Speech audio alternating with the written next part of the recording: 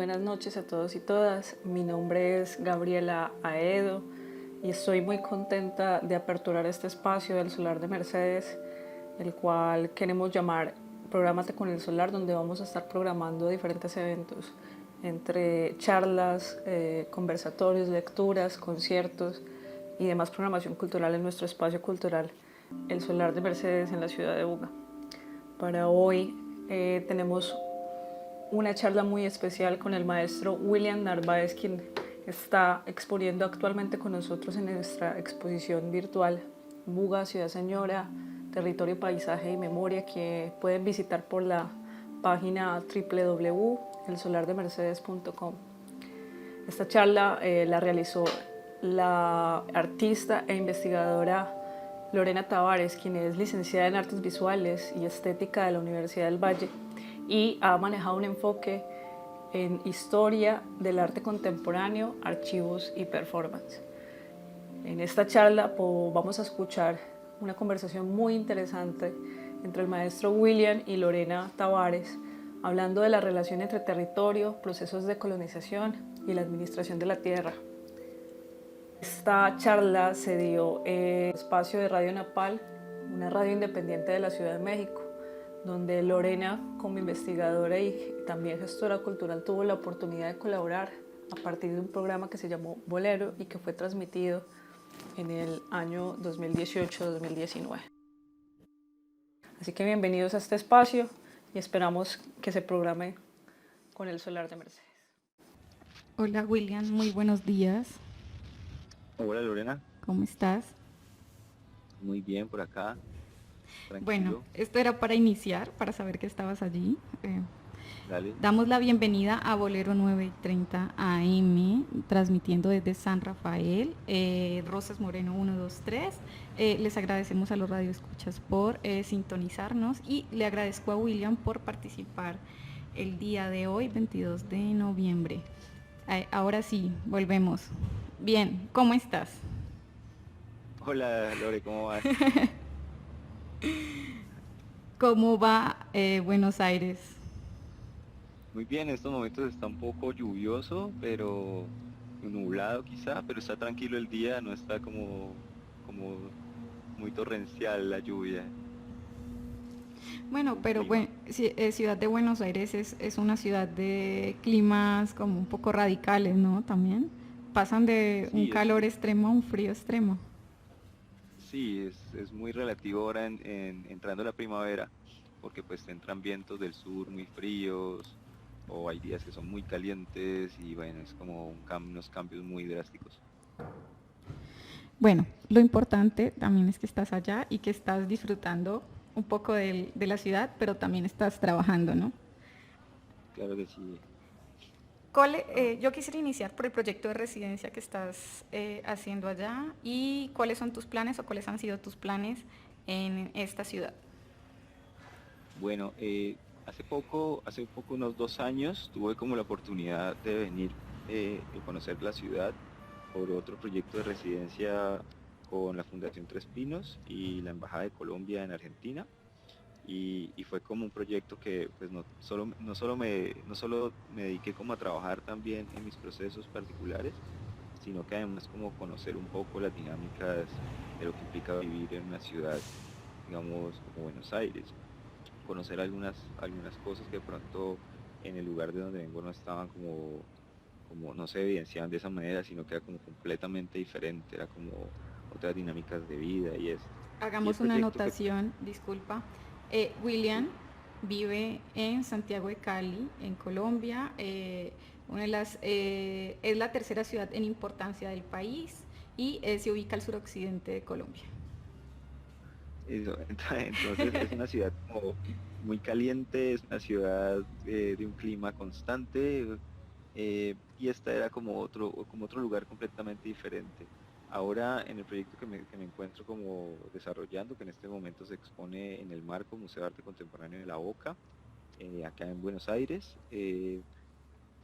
aborda un poco como las preguntas que tenía era un poco como hacia ciertos lugares donde la naturaleza impera pese a las circunstancias o pese a los cambios como humanos o el control humano sobre el espacio. Entonces me interesó mucho como la localidad de Tigre, que es cercano aquí a Buenos Aires, a una hora, y el trabajo era ir y estudiar un poco como el tiempo de las imágenes, basado también como en unos encuentros que tuve hace 2 años con unos grabados de Horacio Butler, que es un artista que vivió ya hace tiempo y realizó como una serie de imágenes bastante fantasmales, no sé, de tigre, son como 10 estampas de tigre, De tigre. pero Quiero ajá, contar un poquito, discúlpame que te interrumpa, de cómo es Tigre. Es que, o sea, lo que para claro, los bonaverenses sería Tigre, para los mexicanos y los perfecto. ciudadanos de la capital sería algo así como Xochimilco. Un poco Te cuento, está basado en Tigre es Canales, como, ¿no? sí, Tigre eso es el delta del Paraná, es digamos donde se generan como muchas islitas, muchos espacios pequeños, puesto que pues aquí se parte como se encuentran otros ríos, es como un pantano en cierta forma, es un pantano y también tiene un toque de selva, un toque selvático, es muy animático el lugar, está lleno como de historias, no sé, como de procesos también. Entonces muchos de ellos se ven reflejados como en cosas inacabadas o cosas que de pronto la naturaleza tomó como su curso y devoró. No sé, es como un lugar pantanoso, un lugar que húmedo. eh, Me impresionó, por ejemplo, mucho la casa de Sarmiento, que fue como un prócer de acá, que es muy divertido porque es como una casita de pájaros, muy pequeñita, y como para que viva una persona, parece una ermita, pero está metida en un cubo de vidrio como de, no sé, como de 5 metros de altura, 8 metros de altura, y como protegiéndola de la humedad, no sé, como conservando un poco esa historia o ese pasado, pero es algo que finalmente, no sé, la humedad es tanta y se filtra por tantos lugares que va a terminar como acabando también como con esa Desapareciendo. casita, no sé. Y es el efecto Ajá, del agua sobre la madera, que recuerdo que las casas casi todas eran en madera, ¿no? O bueno, eso era lo sí, tradicional en este momento, en esta parte de Tigre. sí, claro que sí. Entonces, el proyecto era como encontrar también objetos, fragmentos de metal de los barcos, fragmentos de madera de algunas casas que se han caído y están flotando como en el agua, y también encontrar como estos retratos o esos fantasmas, por decirlo así, que quedan ahí recordando como otros tiempos y encontrarlos dentro de estos objetos, como ubicarlos o mirar dónde encajarían y cómo el proceso de oxidación o cómo la madera también se continúa pudriendo y iba cambiando también las imágenes o las pequeñas pinturas que hacía, que eran registros como de algunos lugares, como también apropiaciones de las imágenes de Buchner, algunas. Entonces, o sea, podemos hablar que el, el, como la parte material o los productos, procesos materiales de este prócer están totalmente como a la, a ver, ¿cómo decirlo? Supeditados al desgaste debido a los procesos naturales que esta zona del país demanda. Sí, como que los materiales son, o sea, todos los materiales, tanto lo que te comentaba de la pequeña casa que intenta conservar porque pues es como algo significativo, como también las otras casitas que están por ahí, o los barcos, o pedazos de metal que llegan al río. eh, Como que finalmente todo termina allí, no sé, o sea, como que hay mucha construcción que se desechó, por ejemplo, en el Río de la Plata, en la costanera sur, que es un lugar cerca a Puerto Madero, a La Boca, hay como una cantidad de objetos, rieles, pedazos de cemento, pedazos como de casa, de paredes, una cantidad como de desechos que van a parar allá y que hacen parte ya como del paisaje, no sé, porque la marea empieza como a tallarlos, bueno, empieza como a modificar como sus formas, ¿no? Ya no son unas formas como tan humanas, sino que ya se vuelve como el efecto que genera la naturaleza sobre los objetos, que de cierta forma apropiárselos naturalizarlos quizá, ¿no? Me atrevería a decir. Naturalizarlos. Bueno, nosotros en cierta parte, la fragilidad del ser humano es que estamos supeditados a la naturaleza. Pareciera que tenemos control, pero los fenómenos, o sea, a mayor escala, fenómenos naturales, o sea, al lado de nosotros, ellos son gigantes, nosotros somos estos seres mínimos que ocupamos el mundo. Es un Sí, poco pesimista mi posición, porque dirían, no, nosotros podemos modificar, salvarnos, movernos, pero también los fenómenos naturales son fenómenos impredecibles. sí, o como que uno puede de pronto, digamos, saber que viene una tormenta o esto, pero hay cosas que no se pueden como controlar, no se pueden como agarrar. Y eso me parecía a mí como una potencia a la hora de hacer como las cosas que hago, no sé, como cosas que se puedan dañar en el momento que las estás viendo, cosas que están en continuo cambio. La investigación Quimeras Fantasmas del Delta, que es la que realicé acá en Buenos Aires recientemente, está muy relacionada con otra investigación Quimeras que surge a partir de como encuentros con imágenes eh, que aparecen como en Le Tour du Monde o en magazines de, de exploradores, qué sé yo, de América Pintoresca, por ejemplo, que son dibujos eh, que hicieron algunas personas que vinieron, pero terminaron en manos de ilustradores que trabajaban como para Julio Verne, por ejemplo. Entonces, estos buscan como una mirada más exótica también de las cosas, pero entonces agrandan algunas, otras las hacen más como hacia la ciencia ficción y termina por ser algo, pues me parece como muy místico, muy desconocido. Entonces estas piezas lo que hago es como, utilizo como palmas reales, que es como una palma que se da en el Valle del Cauca y como en la zona cálida entre el Tolima, el Huila, y es una palma muy grande, tiene una hoja bastante grande, cerca de 2 metros, llega a medir la parte baja de la palma, de las hojas ya como unos 4 metros, y me gusta como estas vetas de la palma o estas venas que tiene mucho a las líneas del grabado, entonces lo que hago es como reinterpretar estas imágenes en toda la información que la palma me da, como los hongos, los bichos o toda la vida que sucedió allí, y en cierta forma ubico las escenas, pero elimino como los personajes que estaban en esas escenas, como las personas que iban en los barcos, las pequeñas casitas, y dejo solo los reflejos en el agua, que me parece muy bello como no sé, como esa idea quimérica o esa idea de control sobre la selva, no sé, Sobre el paisaje sobre el, mismo. sobre, sobre la naturaleza, que sí, tal vez porque pues de toda la vida viví en el Valle del Cauca y he estado como en contacto de pronto con momentos en donde han eliminado cosas y las han quitado como de mi memoria visual, ya uno deja de recordar algunas cosas y la memoria te traiciona, ¿no? Entonces todo el tiempo ves como fantasmas o es como, más allá de una nostalgia, es como una especie de vacío.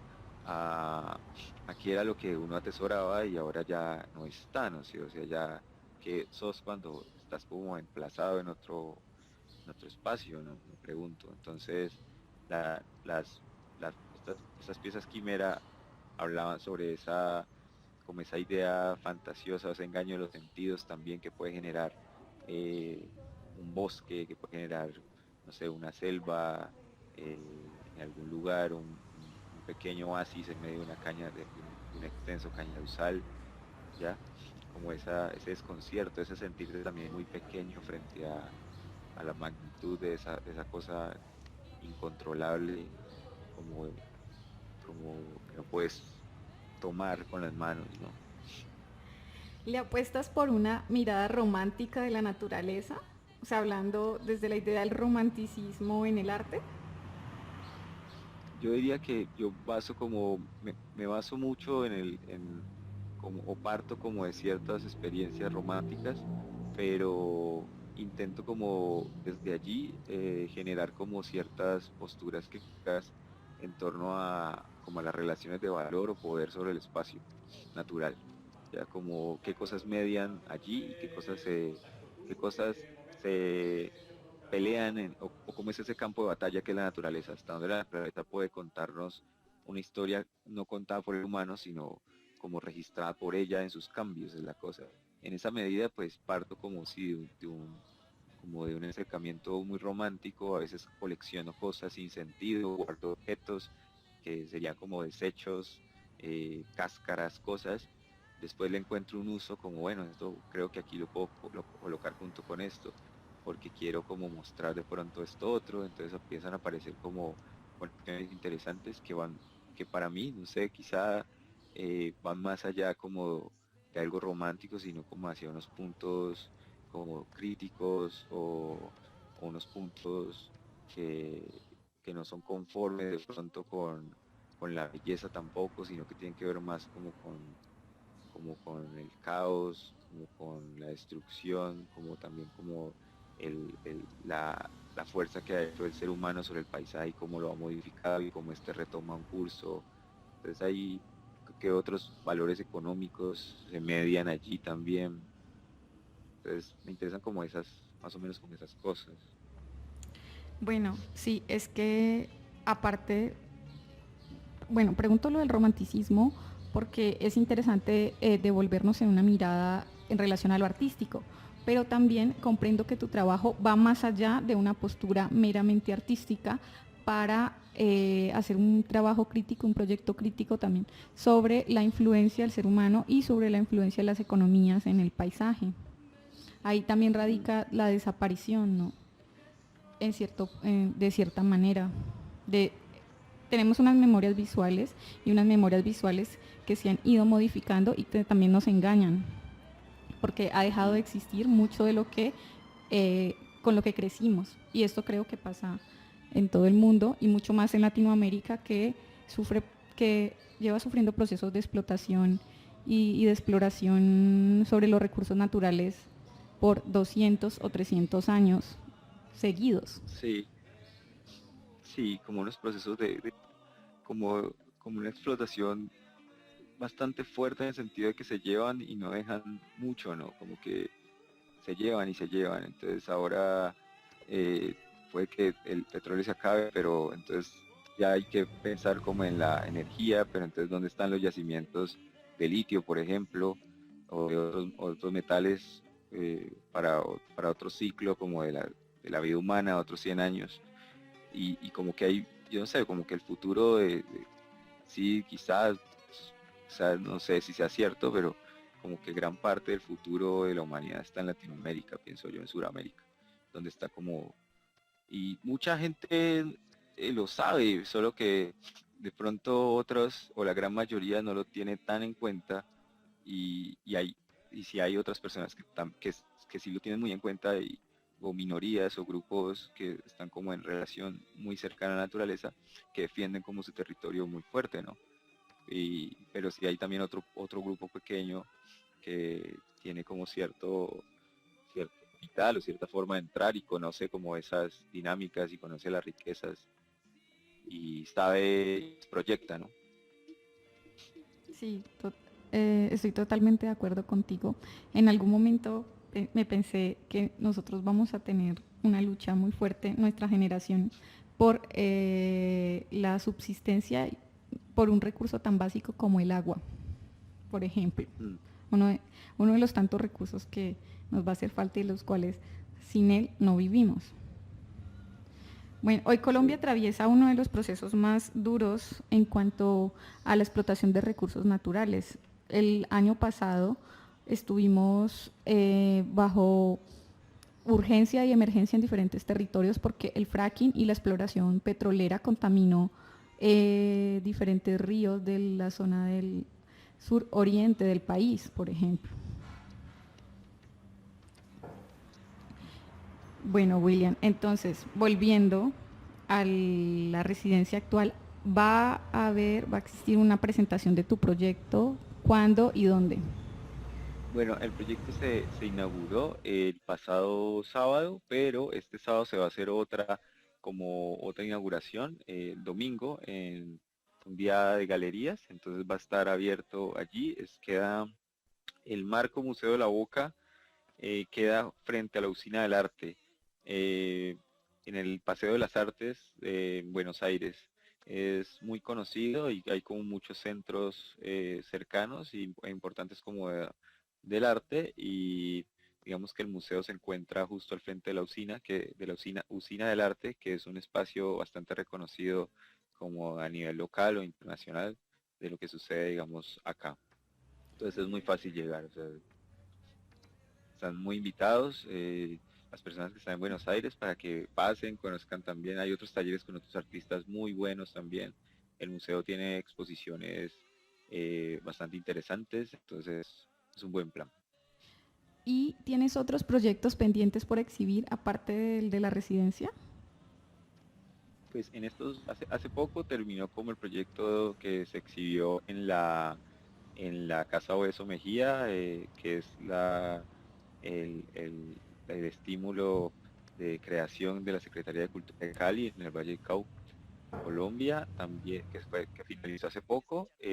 Hace poco en el Marco Museo de Arte Contemporáneo de la Boca montamos eh, una exposición de Sinfordibujo, La Dimensión del Punto, y ahorita este viernes 23 inaugura Geografías Contemporáneas en una nueva galería que se llama Artma en Cali. La información está como, si buscan Artma en Instagram, les aparece de una, es, van como muy buenos artistas también. Estoy yo también participando, estoy muy contento de ser parte, digamos, de la nómina, y, y bueno, y feliz porque también se van a exhibir las quimeras que mencionaba anteriormente.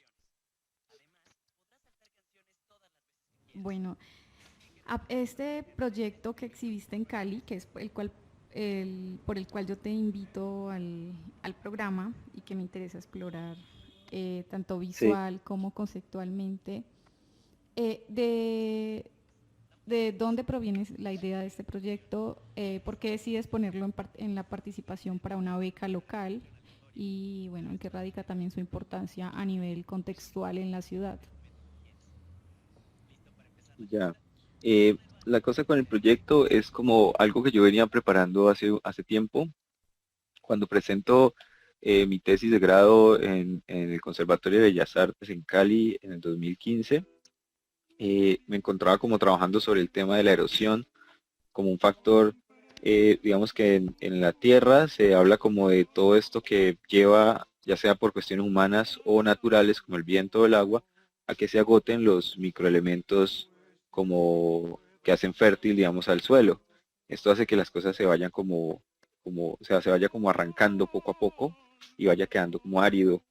Eh, pero entonces yo lo encontraba muy cercano, o me gustaba mucho el término porque se asemejaba mucho, lo entendía como en la medida que la caña de azúcar, que digamos es un elemento que llegó a Colombia, que se instaura como a partir de 1500, empiezan a salir los primeros, digamos, trapiches, o a consolidarse como a trapiches azucareros, o los primeros ingenios a partir del siglo XIX, ya el XX, como que el colegio de Palmira, pues piensa como que esto tiene que ser una innovación tecnológica a gran escala también. Bueno, hay como un cambio total como en ciertas dinámicas del agro en el Valle del Cauca. Y la caña de azúcar pues es un cultivo que llaman el cultivo de los perezosos, porque es un cultivo que solo necesita agua, y, y él prende porque es una gramínea, es un pasto. Entonces me interesaba mucho cómo cada que se iba expandiendo esto, iba llegando a los lugares como más alejados. Un lugar muy cercano a mí, que es Buga, que es donde crecí toda la vida, y un lugar que es Palo Blanco, que es el barrio, está un poco separado de Buga, de la ciudad. Buga queda a 1 hora de Cali, eh, hacia el norte del país, de Cali. Y, y entonces muchas cosas empezaron como a cambiar, se empezaron a ir algunos árboles, empezaron a ir algunos animales que frecuentaban estos árboles, empezaron como a cambiar cosas, no sé, ya no se sembraba millo, entonces al no sembrar millo cerca, deja de existir, por ejemplo, la colada de millo que hacían como las personas, abuelas o tíos o de los amigos, y compartían.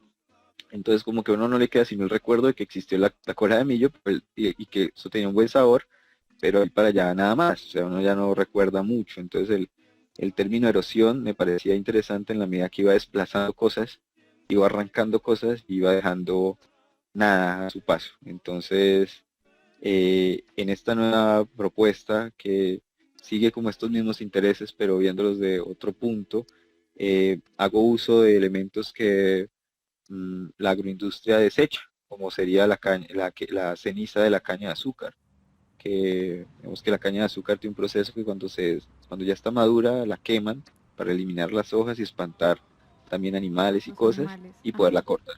Claro, entonces o sea, en la ceniza que encuentras, no solo encuentras de pronto eh, hoja de caña de azúcar, puedes encontrar muchas cosas allí calcinadas. Entonces me interesaba mucho como ver aquellos pequeños bosquecitos o árboles que aún se sostienen en medio de las grandes hectáreas de caña de azúcar y que poco a poco van desapareciendo. Entonces me, me interesó mucho como esa idea de la erosión y de ahí partieron como las piezas que ya te contaré.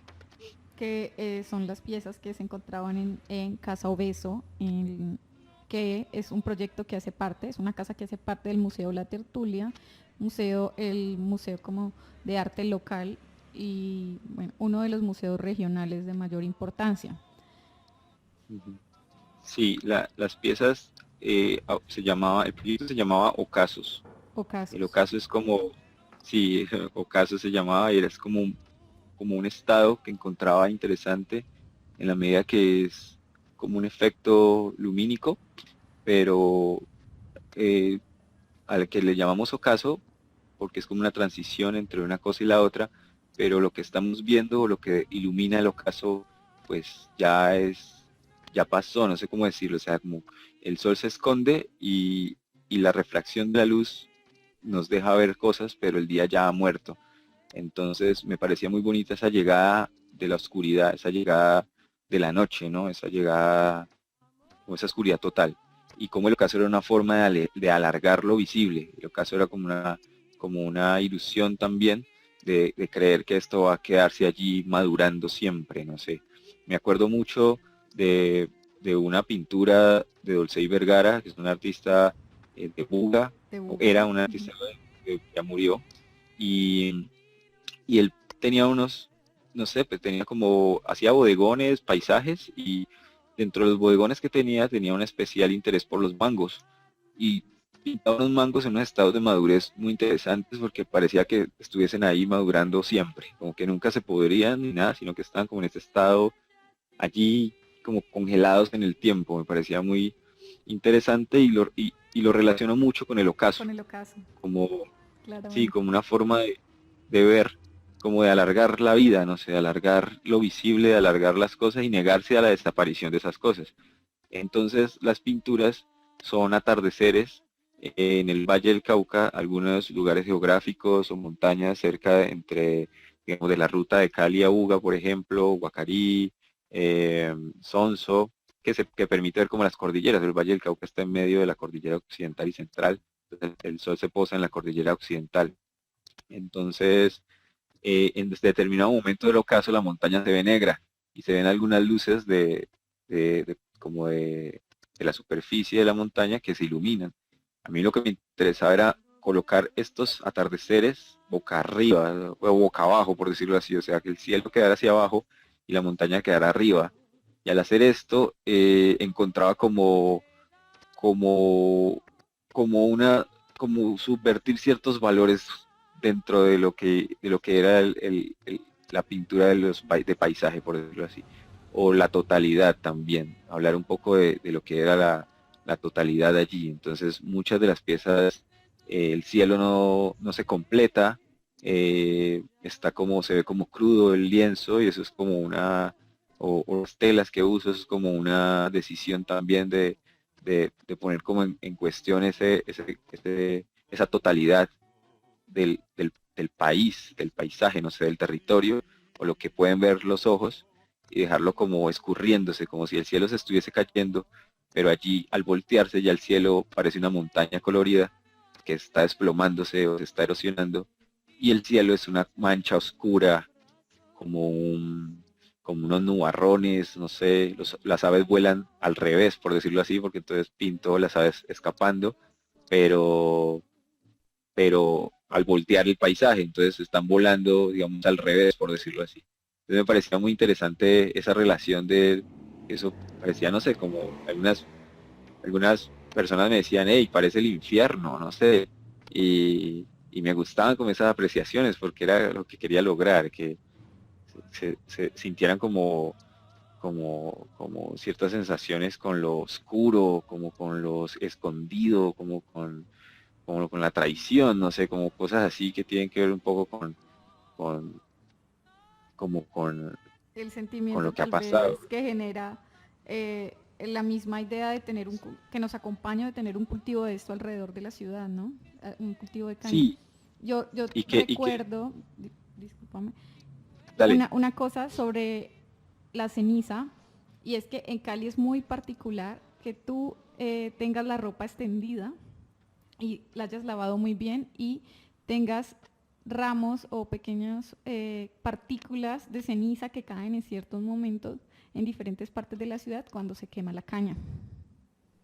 sí, es súper interesante porque mi madre se enoja cuando pues en su casa ella es muy eh, dedicada como a cuidarla y se enoja mucho porque cuando queman caña en las cercanías pues la casa se ensucia, o sea, entra por el techo, eso llega a los asientos, toca las mesas, toca el patio, el piso, o sea, eso se llena de, o sea, no completamente, pero entra, a ella no le gusta porque eso es tizne, eso es carbón. Eh, las pinturas que yo generaba, maceraba la ceniza con aceites y con esto generaba las montañas oscuras.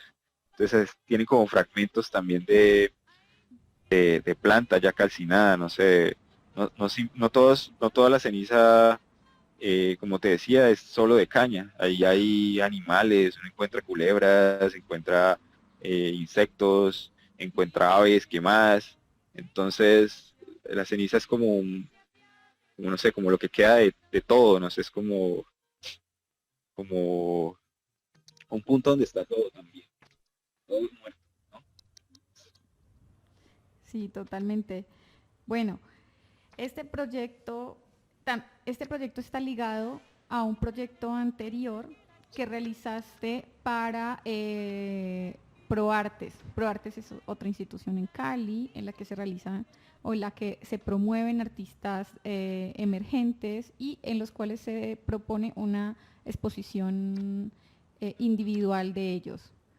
¿Estoy bien o estoy equivocada? Es que recuerdo también aquellas maquetas que hablaban un poco sobre este proceso de la caña, también En- otros ah, dibujos. sí, ese proyecto aparece en el 2014 por una beca BLOC, que son las becas locales de creación que da Cali, pues da lugar a dudas, la Museo de la Tertulia, en ese entonces Alianza Francesa también, ProArtes, y tuve como la fortuna de ser como premiado con una, entonces realicé también una muestra que eran como unas acuarelas elaboradas con tinta macerada de caña y de ceniza, pues, acuarela, y había una maqueta en el centro con un bonsai de chiminangos.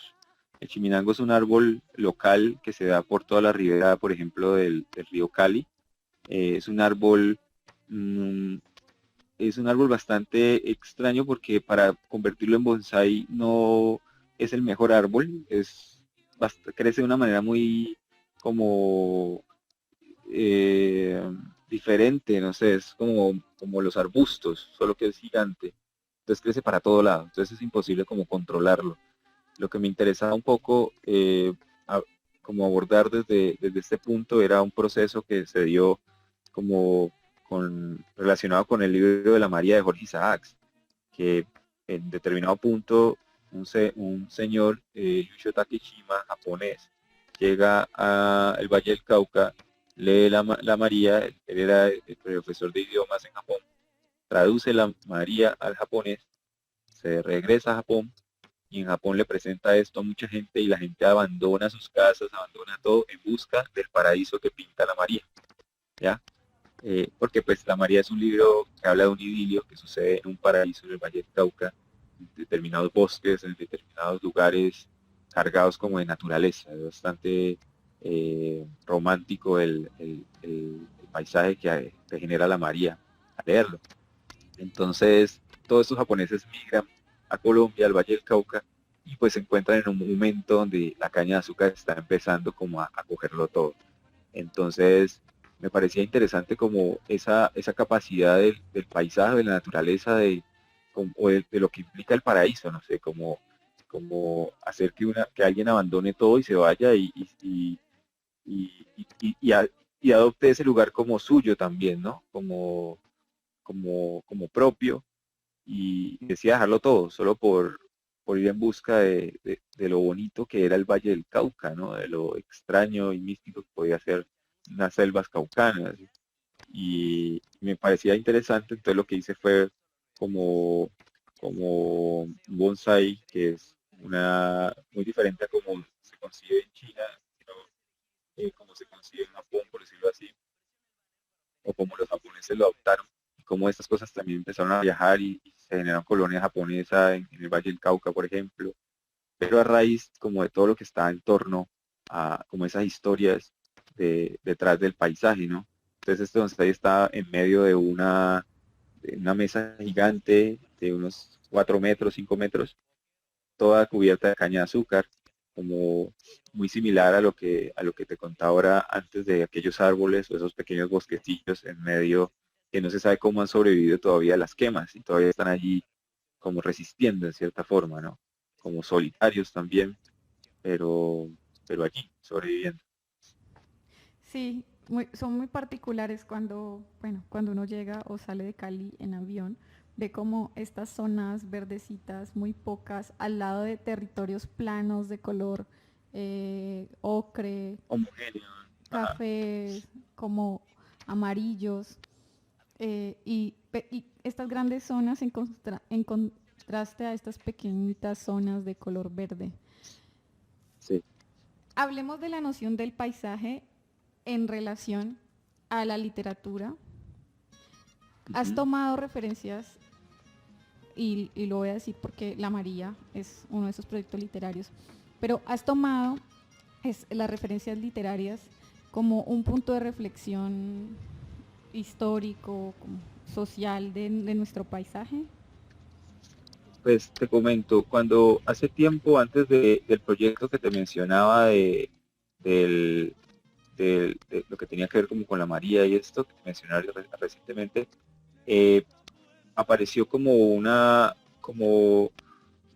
un interés por señalar aquellas especies que el monocultivo había desterrado. Entonces aparece una serie de piezas que quiero mucho y desarrollé en el 2013, que se titula Verdes Campos de Vida y Solaz. Esto, esto hace parte de un fragmento del himno del Valle del Cauca. Verdes Campos de Vida y Solaz es como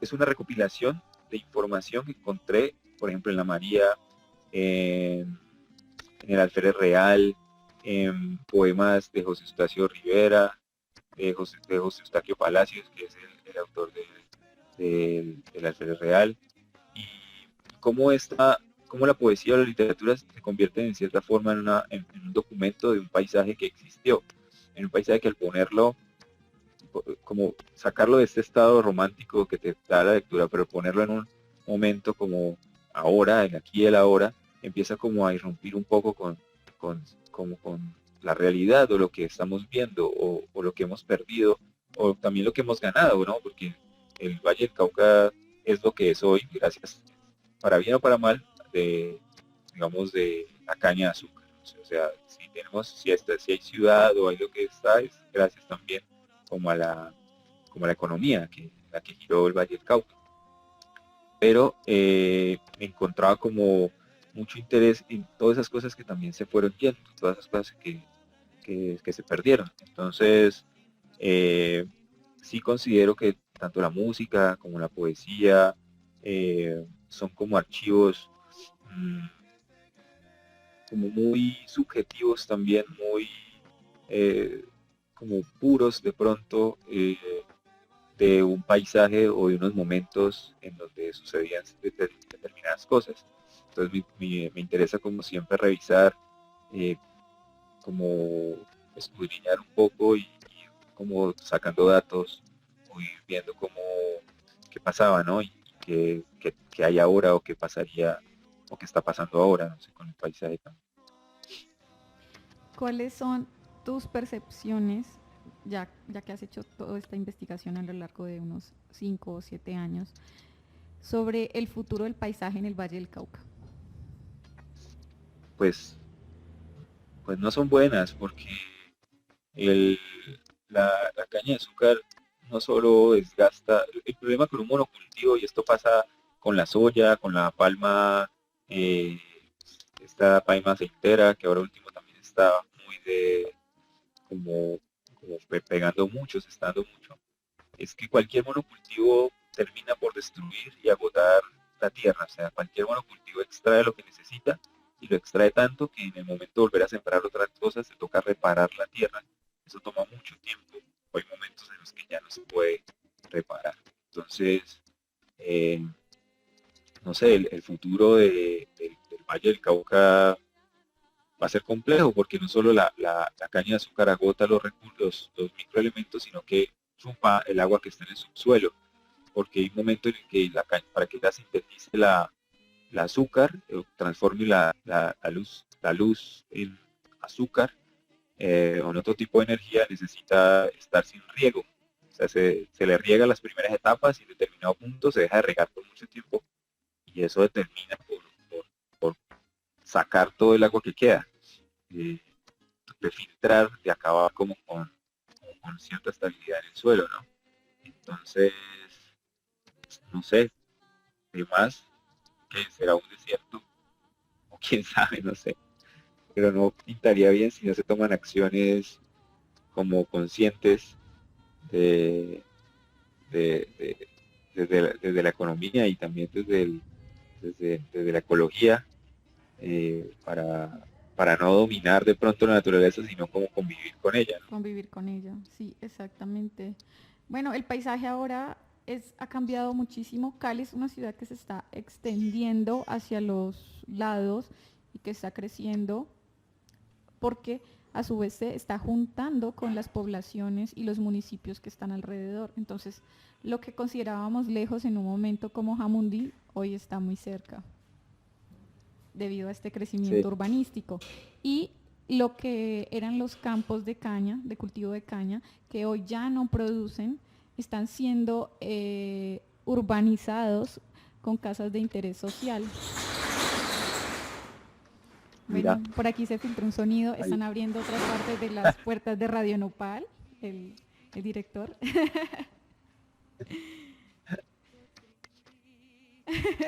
sí, Está allí. esa de pronto es como, de pronto, no sé, puede que no, puede que sí dé más la urbanización, como puede que en algún momento ya no dé la tierra tanto y toque sacarle otro provecho, no a la tierra, sino al espacio, no sé, que también es terrible, no sé, como el problema es agotar las cosas, como tan,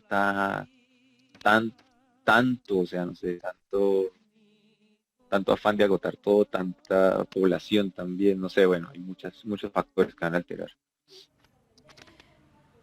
Ahí, bueno, la belleza de, yo creo que el Valle del Cauca radicaba también en este idilio, volviendo a lo literario, que nos presentaban las novelas en un momento de que hoy ya no existe. Quiero preguntarte una última cosa en relación a tus proyectos y al proyecto de Ocaso, porque me pareció muy interesante los marcos que tenían las pinturas. Sí, ¿Por qué elegiste estos marcos? me interesó mucho como el tiempo como de la pintura o el tiempo del hacer un ocaso, no sé, o sea, hacer un ocaso mm, en estos momentos es una cosa como atemporal, quizá una cosa como como bueno, otro cuadro, otro paisaje más, pero me interesaba un poco como ir a ese lugar precisamente y en el tiempo de la misma imagen, no sé. Entonces quise hacer uso como de técnicas que tuviesen que ver como con determinado tiempo pasado, determinadas formas de montar una pintura, qué sé yo. Entonces me gustaba mucho todos estos marcos como, como saturados de información, saturados de formas eh, orgánicas y quemarlos o volverlos carbón. Al volverlos carbón ya se vuelve súper delicado, se están dañando cada tanto, además que siempre costaron, pero el que tenga ese proceso como de destrucción también me parece fascinante.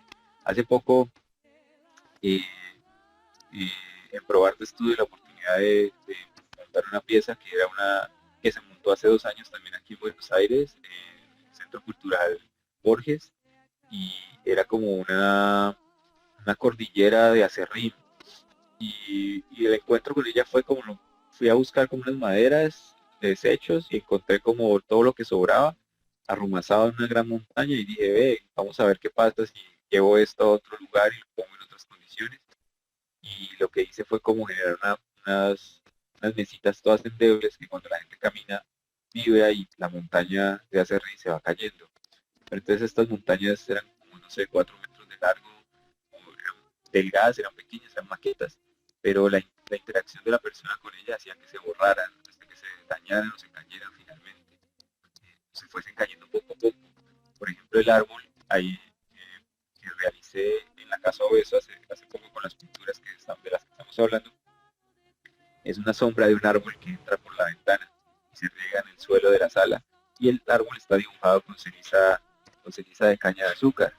Entonces, me gustaba mucho también que con el transitar de la gente, el mismo aire que genera los pasos, este árbol se va desdibujando. Se Y desdibuja pienso que ahí está totalmente. como, Sí. sí, y al final vas a ver una mancha donde ya no se van a reconocer lo que eran las ramas de esta sombra. Y me parece muy interesante esa cosa que está en proceso. O sea, ese lugar donde está el arte, para mí es donde está ese proceso continuo de cambio de las formas, de cambio como de la misma obra, es más como un momento, más que algo que va a durar para siempre, es algo, una cosa de un momento en el que debes poner atención o debes disfrutar o debes atender, ¿no? Ese momento es el que me interesa, como, como a la hora de hacer arte. Entonces los marcos se están desbaratando, o si vibra el suelo también se pueden ir cayendo. Y, y entonces genera como esa idea de cuidado también, esa idea de lo frágil que puede ser algo tan grande como una montaña. O sea, hace poco estaba en Jamundí y decían como que pues fui como a bañar en el río, como me enteré que estaban vendiendo una loma y decían, ve, esa loma la están vendiendo, una loma de una montaña, ¿no? Y yo como que una loma, vendiendo una loma, es grande tener una loma, o sea, tú tienes la idea de tener la loma, pagas por tener la loma, pero es una cosa que de cierta forma humana no puedes tener, no puedes alcanzar con tus, no puedes abrazar, no puedes mover, es una cosa demasiado grande, pero que a la vez es muy frágil, como un árbol, a la vez es muy delicada. Entonces, eh, por eso utilicé como esos elementos, o utilicé como esos materiales, para que se notara como ese carácter también delicado del asunto, delicado de la memoria, de los recuerdos, no sé, de la historia, de la naturaleza, ¿no? Bueno, algo está pasando con el sonido, desde tu parte que se escucha un poco entrecortado. Yo espero que los radioescuchas hayan podido escucharlo tal vez mejor que yo, pero te quería como avisar que esto está pasando, a ver si te sitúas en alguna otra parte o te acercas mucho A más ver, a tu red de internet. ¿qué tal ahí? Sí, está muy bien. ¿Ya? Ah, perfecto. Hay una cosa sorprendente de tu trabajo y es la reactualización de la pintura de paisaje.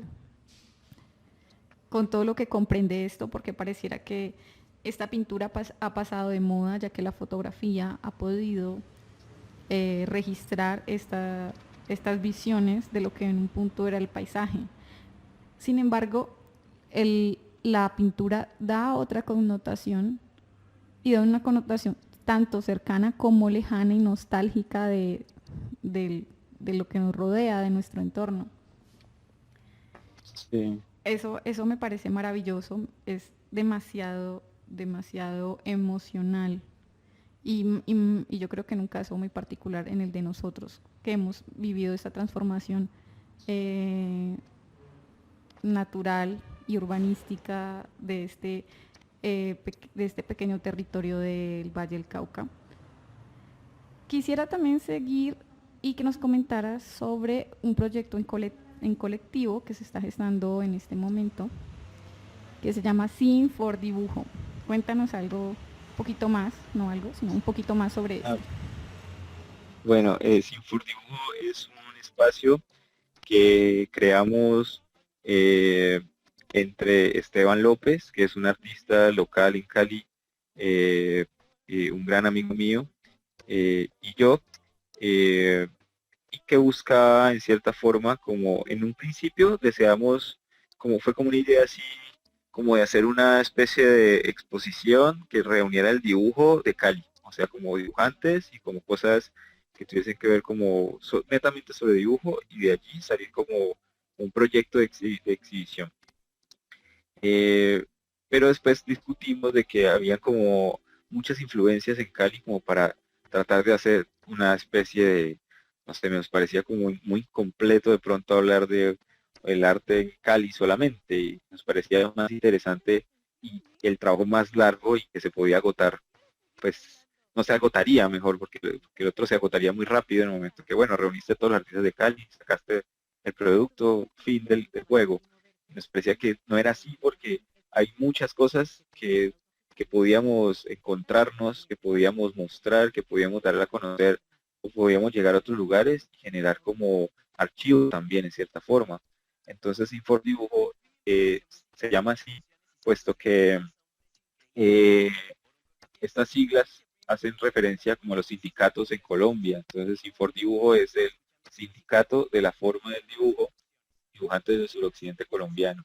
Entonces, el, tomamos como esta idea de sindicato participamos en marchas también de vez en cuando, pero más allá como lo tomamos es como un nivel de participación y de gremio también de dibujantes.